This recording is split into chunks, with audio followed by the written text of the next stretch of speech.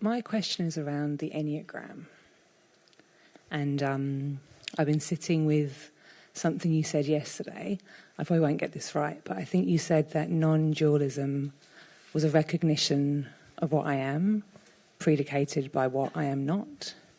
I don't know if that was right. But my understanding of the Enneagram, the way I work with it, is that it's, first of all, an understanding of what I am not, so the personality egoic structures, to then allow myself or those who I work with the Enneagram to understand what they are, so the essence behind the personality. And I was just curious what you thought of that and what your opinion of the Enneagram is in relation to non-dualism. I don't know that much about the Enneagram. I haven't studied it in detail, although from what I have studied, I think it's a very intelligent system, that there are all sorts of ways of dividing up patterns of human personality, Myers-Briggs and the Enneagram, and all sorts of ways. And I haven't studied any of them in depth, but of the ones I've come across, the Enneagram is amongst the clearest and most intelligent that I'm aware of. I'm sure there are plenty of others that I'm not aware of.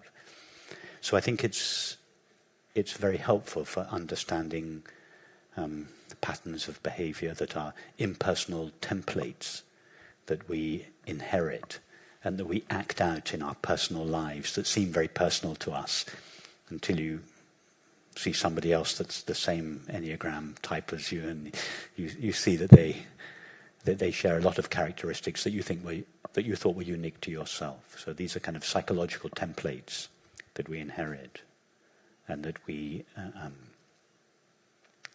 fill out with our own characters. So I think they can be very helpful for exploring one's psychological, emotional tendencies, habits, ways of relating, and so on. But they don't. The understanding of the Enneagram doesn't tell us anything about ourselves, and is not useful for telling us anything about ourselves. Which is not in any way to suggest that it's.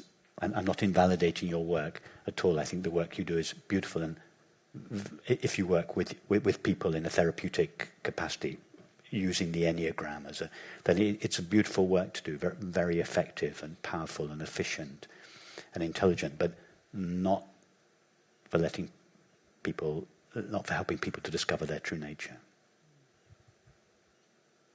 There's really only one way to discover one's true nature, and that is to go to one's true nature.